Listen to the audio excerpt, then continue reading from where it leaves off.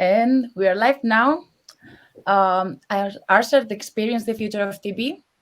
Hi everyone. With this question, I welcome you all to our 13th episode of Create the Future of Entertainment. My name is Susana Hidalgo, and I will be moderating this webinar about co-watching, where we're going to explore this trend, the current scenarios, but also the future possibilities that co-watching may bring. There will be a Q&A session at the end of the webinar, so please don't hesitate to place your questions in the chat or in the question mark tab that you will have in the sidebar.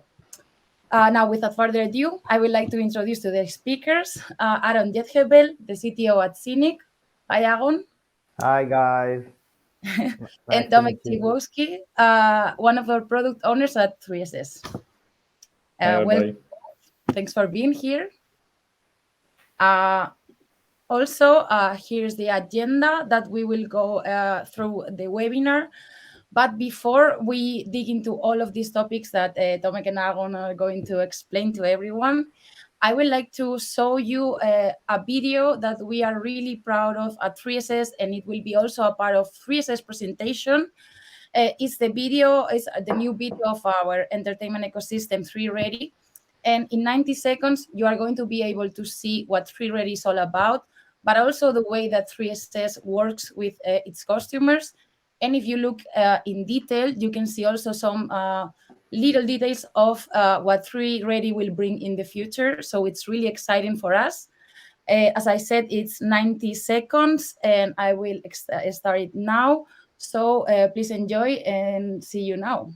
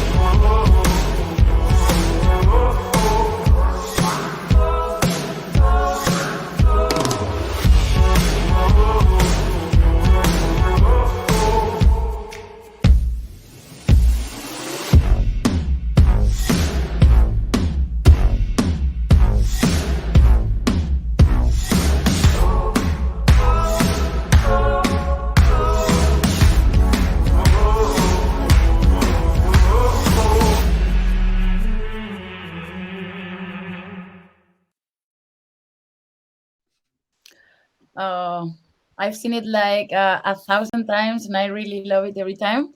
And as you could see, it was also a bit related with co-watching. And now, Tomek, I would like to give you the stage so that you could tell all of us what 3SS does. All right. So first of all, thank you everybody for joining the session. Before jumping to the topic, I would like to tell you actually what 3SS is and what is our mission. And our mission is to deliver experiences that people love. And we are doing this for already 12 years. We have over 270 people on board doing that. We just recently opened the new office in USA. We have plus 85 partners, the ecosystem partners, and we are currently running 17 operator projects.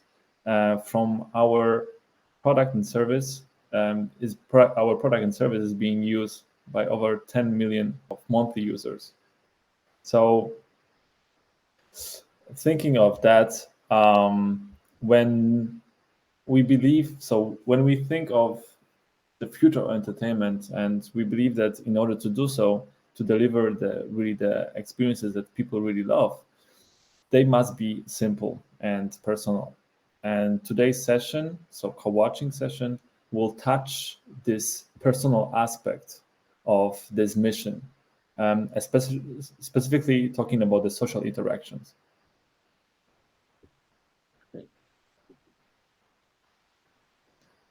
All right. So over here, co-watching. Before actually really jumping to the feature itself and explaining what it is, let's step back a bit and talk in general what is co-watching. I mean, co-watching is, or even you can call it co-watching, co-viewing, watching together. It's nothing new. I mean, we have been doing this for many years also in the past. We were always inviting friends home. We were doing the game nights, girl nights, whatever, whether it was on site, so in your home, or whether it was off site, it didn't really matter because we just wanted to enjoy the moment and we want to share it and share it with others. So over here, this comes over here, this social aspect, the togetherness. So to summarize, the watching together, it's basically the social activity. And over the past years, we saw that this social activity is moving online and is driven by the younger generation. And it started from a bit different form. So over here we have the examples of Twitch, which is basically watching other people playing video games. But there were also different use cases when you have just live unpacking or even, yeah, I don't know, eating together. So younger generation already prefer to socialize online over a meeting in the real life. And watching content together is a big part of this movement. So organizing a virtual viewing session from your comfortable couch is obviously it's much easier than planning this outside. And how our human brain works is that the user behaviors that tends to follow the least resistance path. And if it's much easier to do it online, then this is where the things are shifting. So there was one additional aspect that came 2 years ago to this trend. So social distancing, pandemic, and obviously this pandemic has greatly impacted and accelerated the shift to the online gatherings. People were apart, but still wanted to spend time together. I mean, we are social creatures. We want to share with others, and we are using our human creativity to bring us back together. I mean, I remember that we were having, I don't know, Halloween parties together through the drinking drinking parties in front of the camera with my buddies. We were playing poker, and I was having Zoom on the one side on my mobile, and then I was connecting my phone to the big screen, and I have a lot of cables. It took me a lot of time just to prepare the setup, but we were doing this regularly on every week just to have the same experience, but in a slightly different form, but still to have these gatherings that with my friends. And I also believe that these behaviors that people really cultivated over this pandemic will even sustain after the pandemic's over. So right now the market is really striving for such solutions. Mm-hmm. Well, first of all, thank you for that description of co-watching. For those who maybe are watching the webinar and don't know so much about the term, I think Tomek explained really good, and I think we all can relate to the scenarios that Tomek mentioned during the pandemic and also after, when you are not so aware of the new tools for co-watching. And that's when Aaron comes in. Hi, Aaron, again, and thank you for being here. I wanted to ask you to please tell the audience what SCEENIC does, and maybe how would you solve the problems that Tomek mentioned before.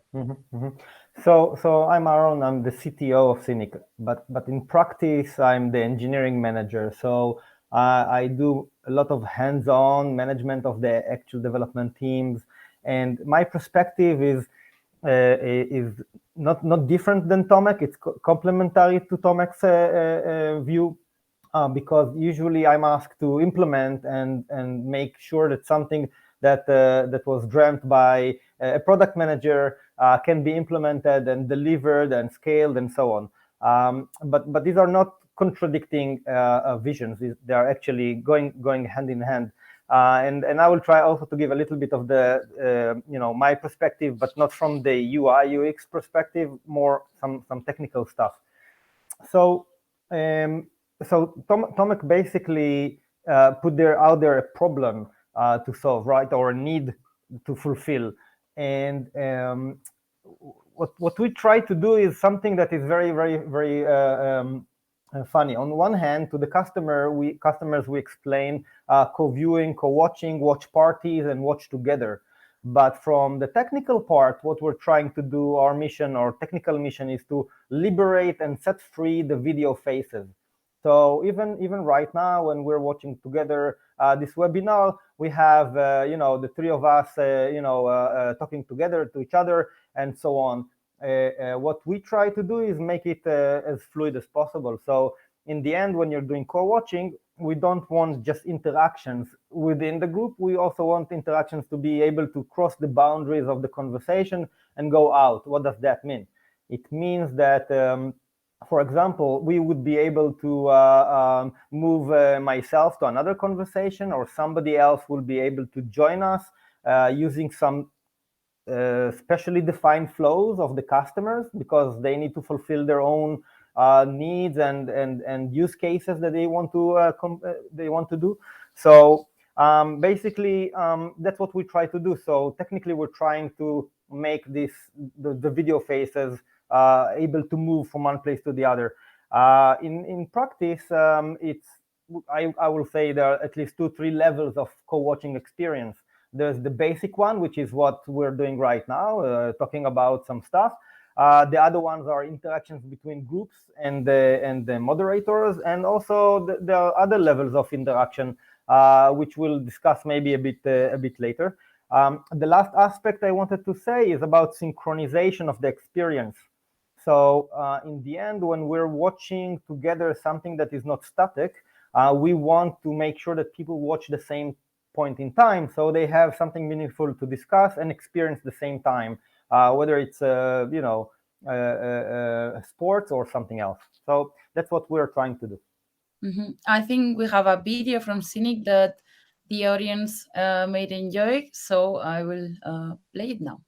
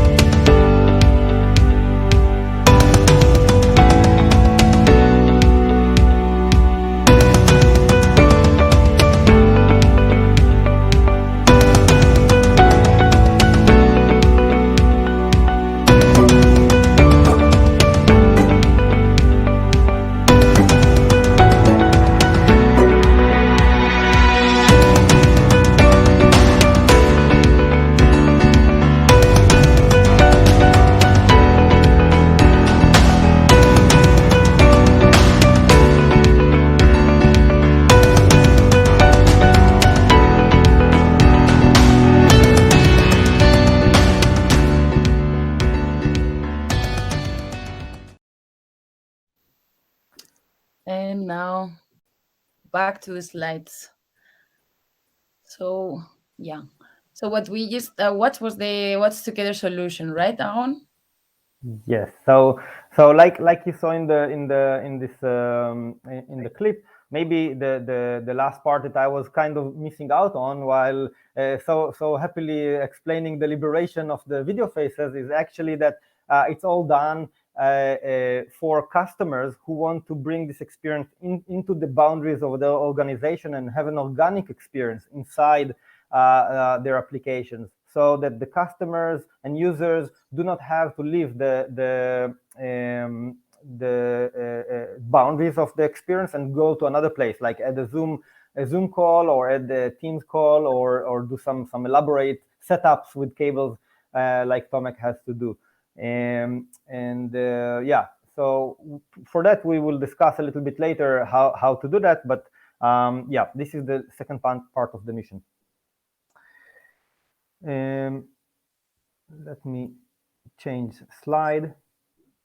Yeah, so there's always a question that you can ask. So who needs that, right? When you ask, when you ask us who needs that, sometimes the answer is not clear for us as well.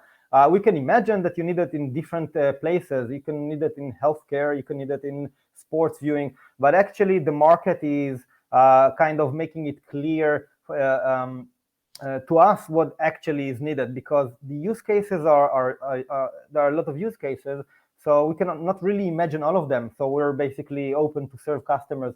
And what we see right now is that we have customers from different areas, different locations, different cultures, and so on. Customers like PCCW in Hong Kong, BT Sport in the UK, but we're also working with set-top box manufacturers to bring the experience into their boxes, to enrich the boxes basically and give it like native functionality. We also work with national broadcasters like YLE and NPO to provide value for their customers, who are the people of the country watching the specific content and so on. E-gaming, of course, which is almost trivial to say. And last but not least, regional networks for sports, like Yes Network in United States. It's local to New York area, but they want to bring value to their own local community, basically. So if I'm taking a small step back and I'm talking about the origin story of SCEENIC, then we actually started in 2013. That's many years ago. And what you can see on the screen, and maybe it's not very, very clear, but this is something that we have done many years ago. You can see the video faces of different people, and you can see a celebrity actually in Mexico, and Gabo Ramos. And he's basically what he wanted to do, and many others wanted at the time to do it as well, was to be able to interact with the fan base they have, right? So they want to have their own shows, their own interactions with their users, but also they want to see them, not just broadcast, and have an interactive experience. I must say that it didn't work out that well. B2C businesses are very hard, and in the end, what we decided is to pivot and create technology that allows established businesses to do those things. So we decided, instead of being a platform, we will create SDKs and APIs and services that will allow other customers to do what they need to do. And by saying that, we're coming to the point where you can see a little bit what we provide. We provide more than that, but these are the two main building blocks. The one building block is, of course, the video faces, the video conferencing capabilities, but not less important and also not less tough to implement is actually synchronization. We would like to synchronize everybody watching across iOS, Android, web, maybe on the TV, to allow them to be able to see the same time and enjoy the experience together. So to do that, actually, there is a need for various SDKs. Of course, we need the major platforms, but not lately even, but one of our major investments right now and to the near future will be connected devices as well. We don't want to leave the experiences only for, let's say, the mobile devices and the desktop. We want to move everywhere, basically, including the set-top boxes, including legacy set-top boxes based on Linux or whatever it is.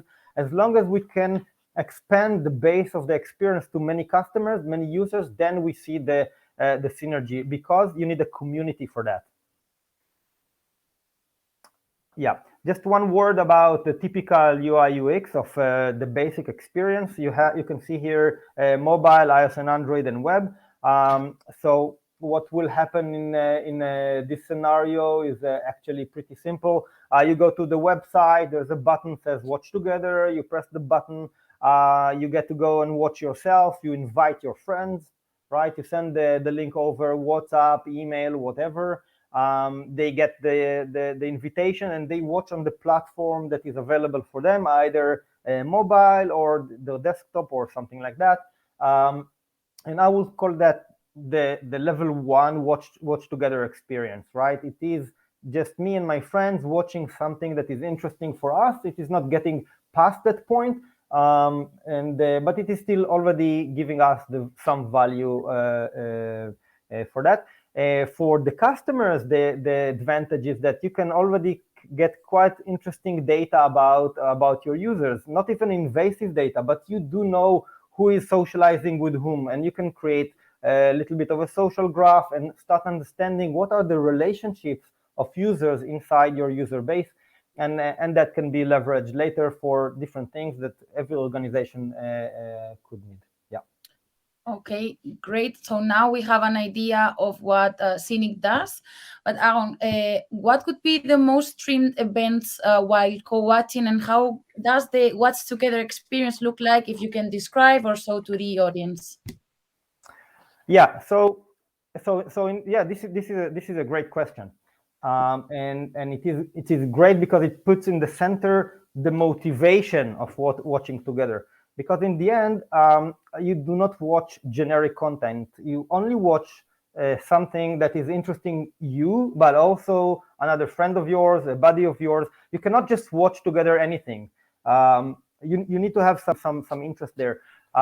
Some generic contents that we can already say that we've tried out and they work well are, for example, the Eurovision. So it works very well. There is a strong community. They come together and they promote their countries. They vote. They're very active.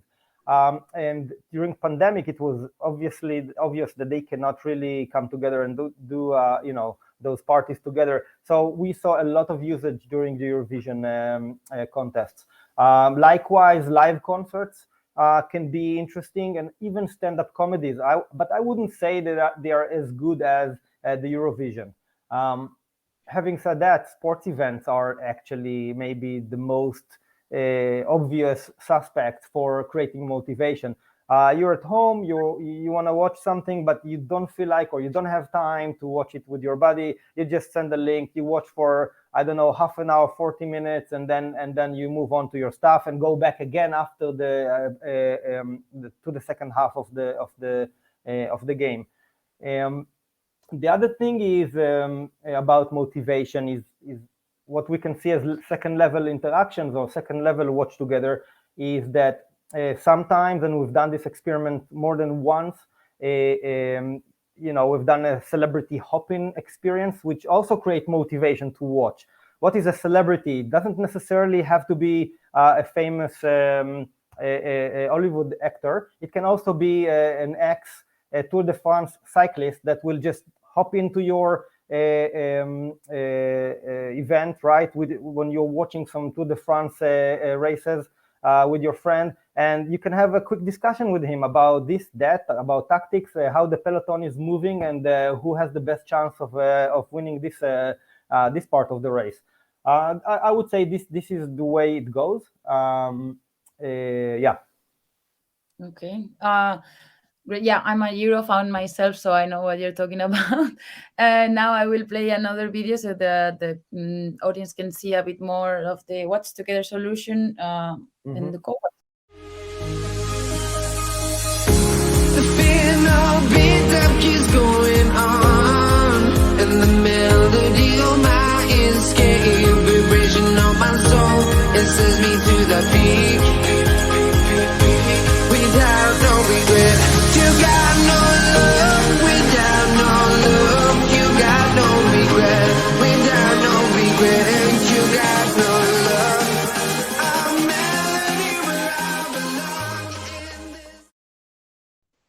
Nice.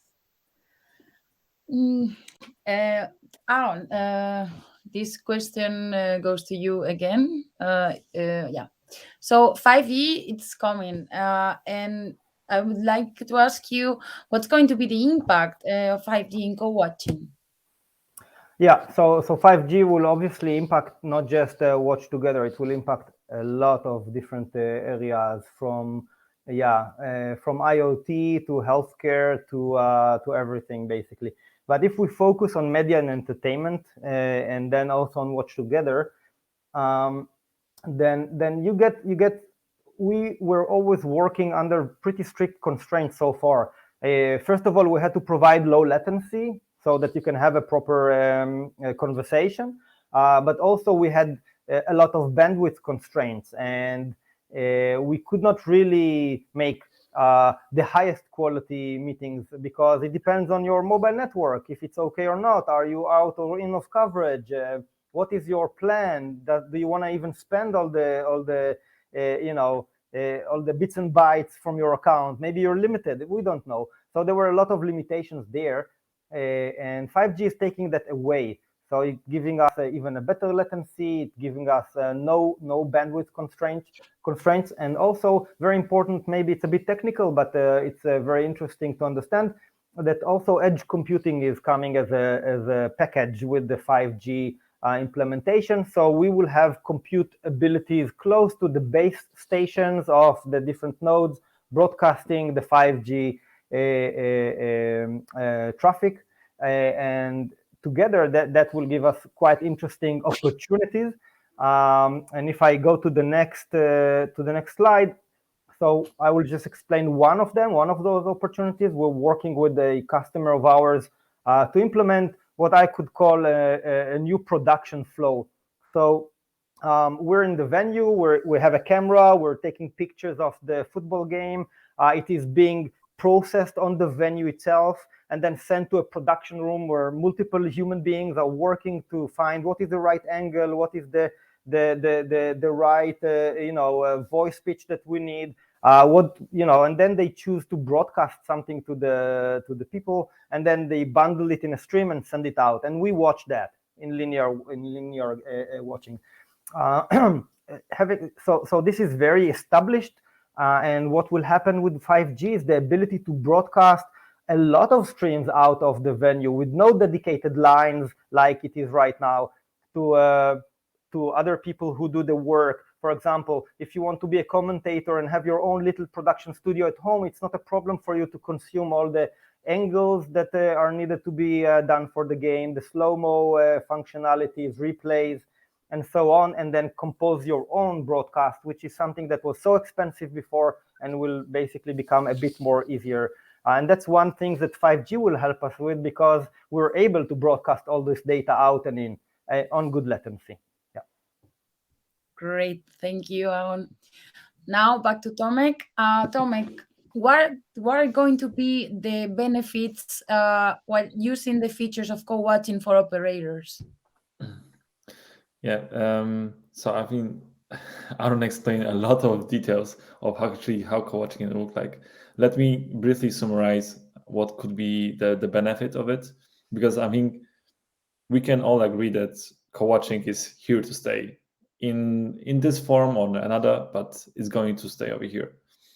So we believe that co-watching can bring a lot of value, both to the users because of their experiences, but also for the operators.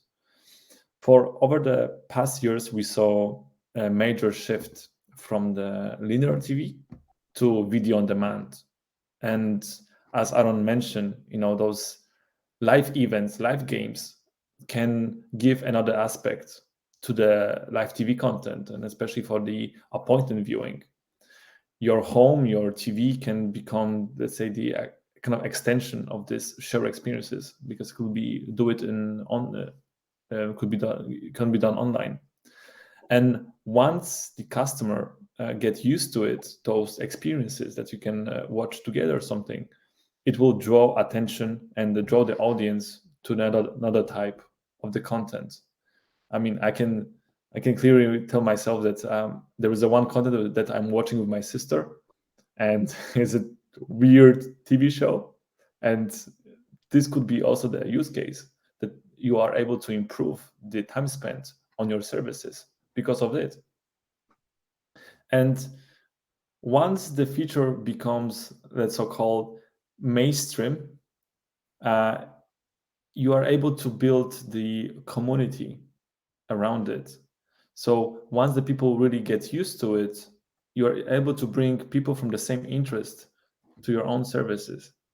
And then once you have this community, you're allowed to really enhance the service. It will enables you to build new social interaction features. And you can think over here about the live polls, opinion sharing, statistics. There is a many different interactions that you can build around it. And having this around your service and will keep people engaged, and it will bring them back to you, to your brand. So it will enhance the brand perception and really reduce the churn.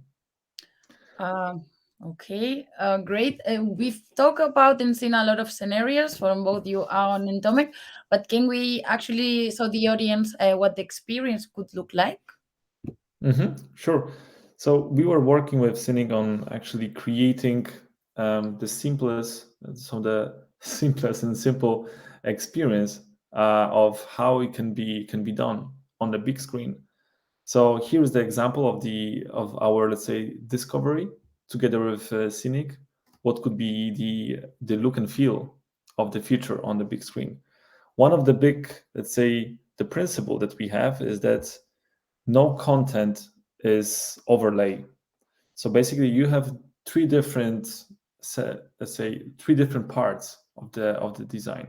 One part when you have live content, then on the side you have the adaptable participant view. So depending on how many viewers you have, it will adapt the shape.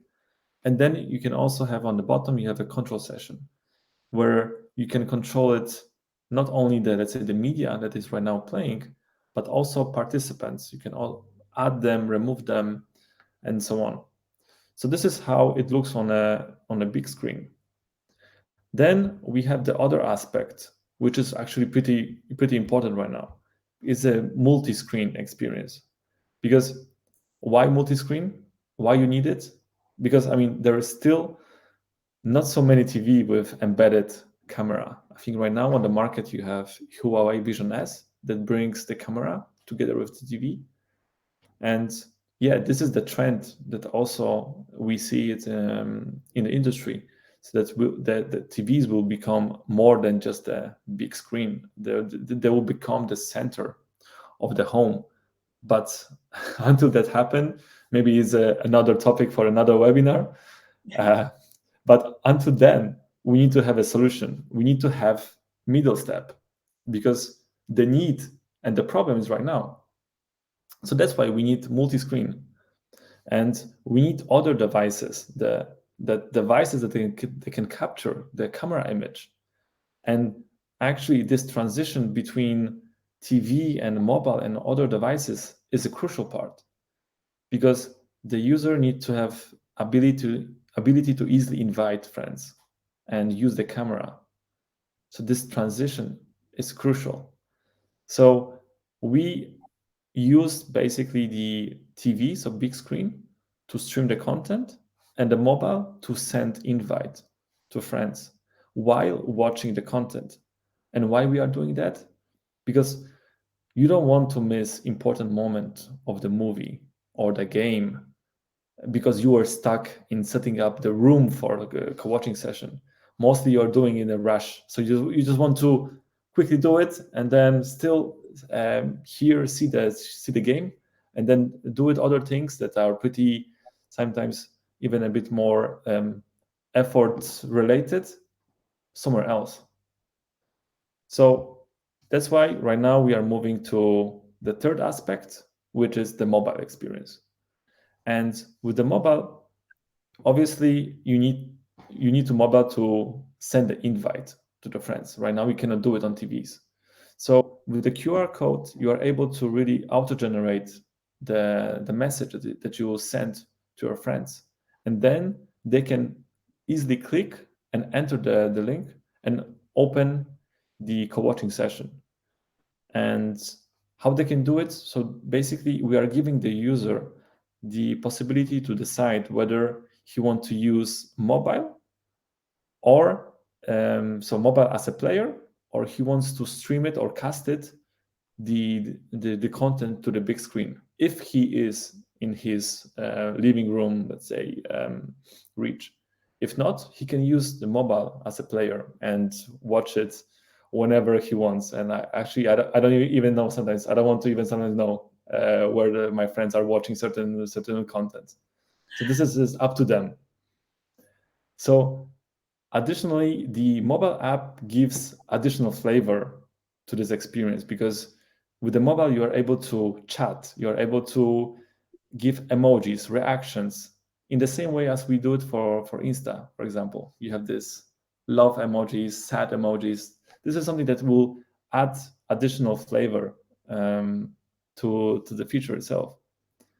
So this was the little sneak peek of how it can look like. And obviously, if you want to see more, and if you want to have a full customer journey that we discover together with SCEENIC, please feel free to reach us. Great. I think it looked really amazing, and thanks, Tomek. Now to summarize a bit this session, Aaron, back to you. What are the future perspectives of co-watching? Yeah, so nobody knows, but there are some new stuff coming. Of course, there is the metaverse, or many metaverses that people want to build soon, and those metaverses will need communication of some kind. Will it be only 2D communication? I'm not sure about that. It could be volumetric capturing, meaning they will try to capture your 3D image in some way and then try to put it inside the metaverse, either for meetings, meeting rooms, convention, conferences, or even just watching together sports. That could also be. It would be pretty nice if you could sit in your living room, look to the left and see your friend, and give you, let's say, a reasonably normal experience of watching together. Is it going to be like that? I'm not sure, but it is optional. We see that there are more cheaper volumetric capturing cameras that are available more and more.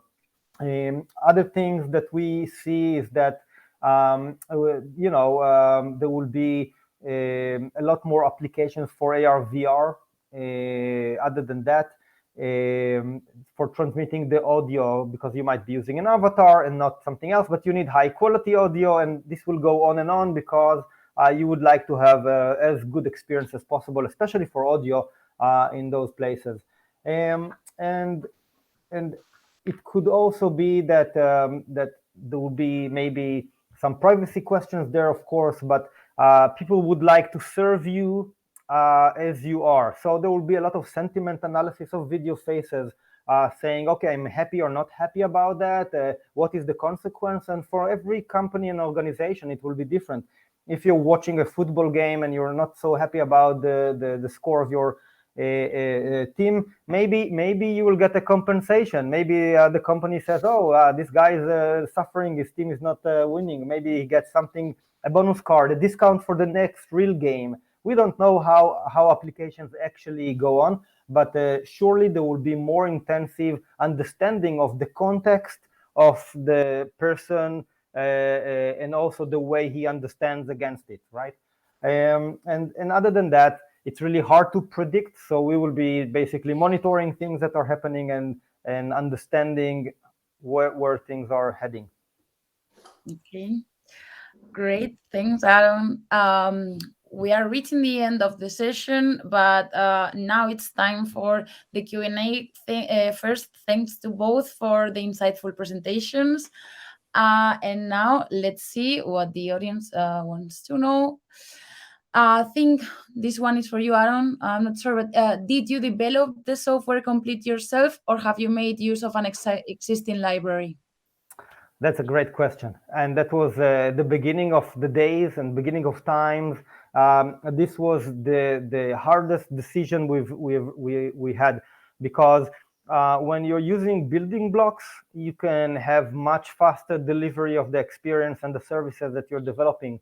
If you do it yourself, you have at least 5 other learning curves to do. You need not just to develop a service, but also the building blocks. We decided to go the hard route.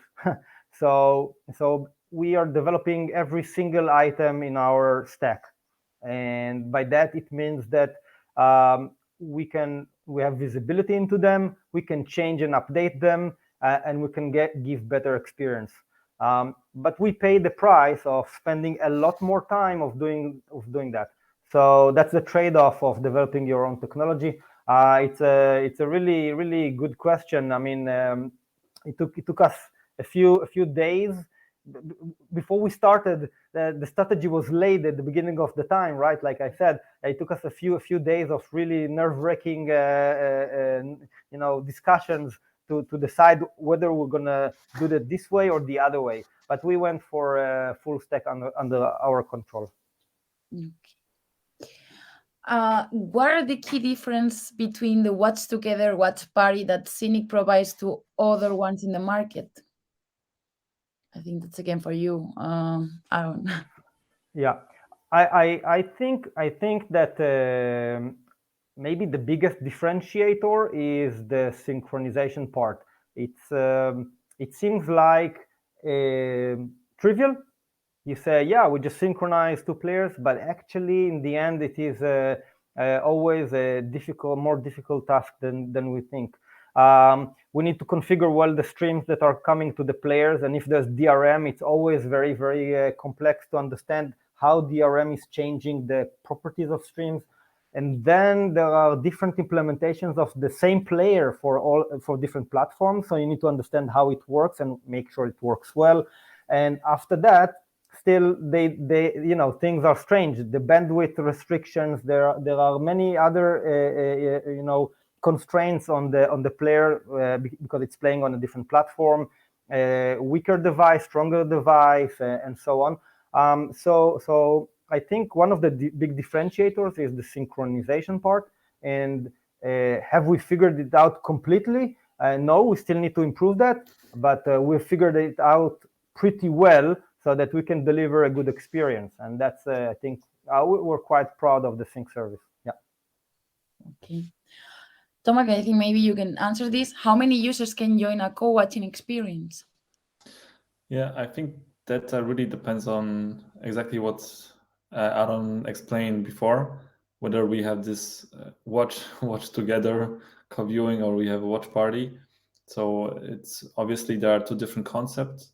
One is more private room video chat where you can enjoy with friends, and watch party is for the broader audience. And I think that over here it really depends on the server side. And I think that's maybe Aaron, you can explain a bit more from the design perspective. It's there is no limitation, so it's more about the technology and performance.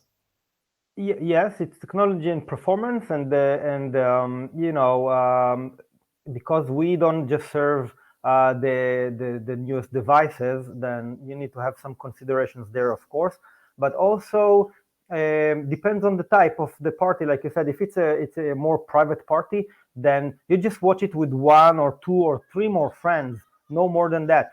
No more than that, because in the end, whether it's a football game or not, or something else, you just want to have a private experience. If you have 15-20 people there, then you cannot say a word properly. It has to be moderated all of a sudden. It loses the kind of the benefit of the experience. So we would say, yeah, it is variable, but it is limited mostly to lower number of people, and then they can enjoy that.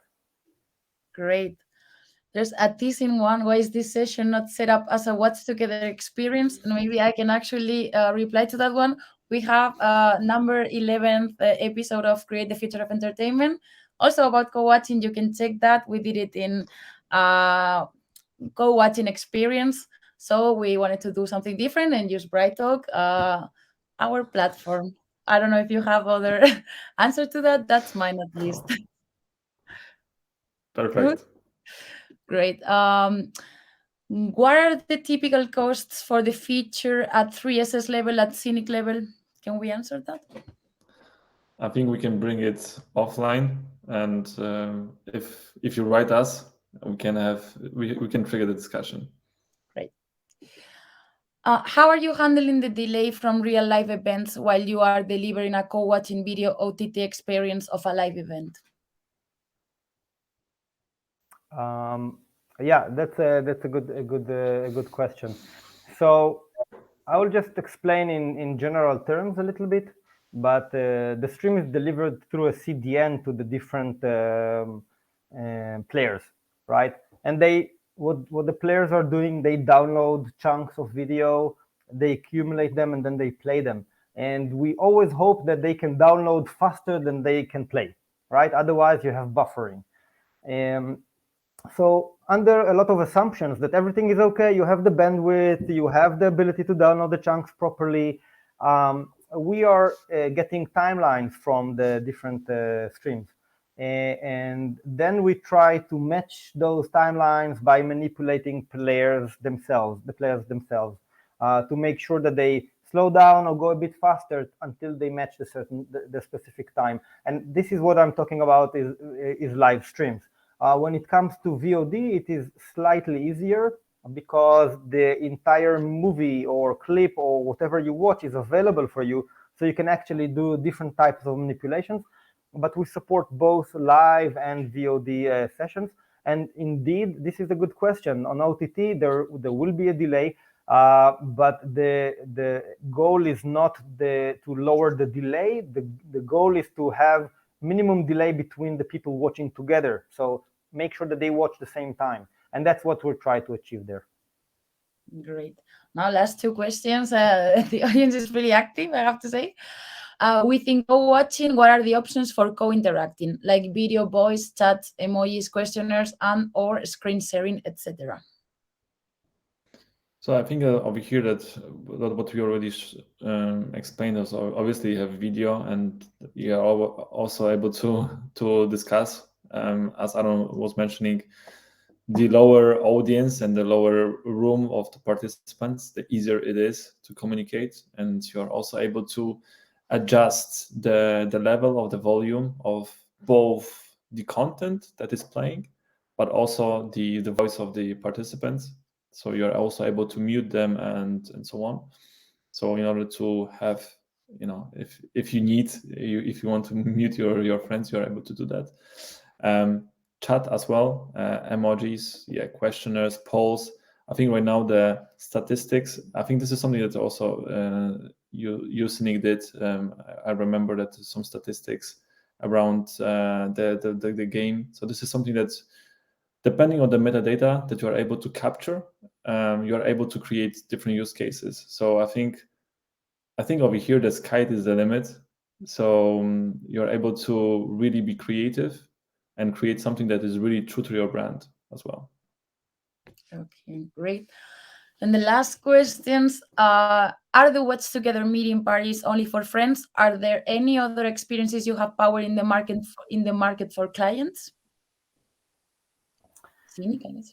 Yeah.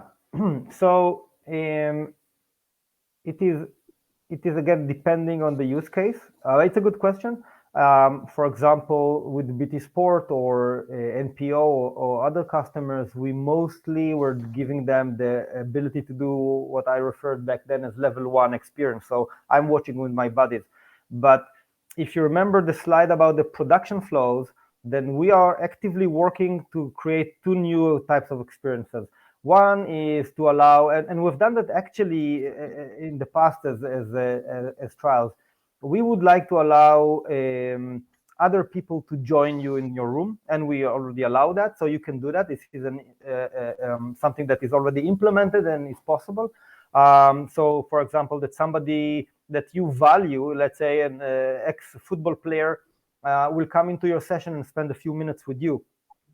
We are also working on the opposite way, where your room has won to go on to be interviewed by somebody, and then later record and broadcast that on the linear TV, right, from the studio. This is also a possibility. And what we're working right now on, if you remember the production flows screen, we're working with a big customer to try and create this experience where you take all those streams from the venue, directly from the venue, bring them into a person's laptop, so to say, to allow him to produce something. But not just that, also create, it's kind of a commentator functionality where he can also broadcast his comments and everything to multiple people. So if you remember also the slide about Say Yeah, in 2013, actually doing that, but with many more tools for the producer to create a very nice experience. So yeah, so there should be also interaction coming from the fan base into the studio and vice versa. So it has to be all connected. That's the idea. Mm-hmm. Yeah, thanks. So now we did reach the end of the session. Thank you again, Aaron. Thank you, Tomek, for a really insightful session. I'm really glad you were here and you explained so good all the features of co-watching and the possibilities that the future might bring. And yeah, to all of you, if you have any doubts or the questions that we could not answer publicly, please reach directly Aaron or Tomek or the emails you can see there. I don't know if you guys want to say something to finish, to close. Maybe Aaron. I just wanted to say thank you guys for organizing this event. I'm a technical person. I don't usually go out there and explain stuff. This is pretty new for me, and I wouldn't do it without your support and organization and everything. So thank you for that and the opportunity to say a few words. Thank you. Yeah, so from my side, also thank you for organizing and spending time actually, and also for the questions. It's nice to see that the audience is really active, and I mean we really hope to hear more from you and really to build these experiences, because this is something that's really right now is thriving, and I think it allows to create a completely different level of your services as well. I completely agree. Then we hope to see you in the next webinar, and we wish you a really, really nice afternoon. Bye bye, everyone. Thank you for joining. Thank you. Bye bye. Bye. Yes, bye.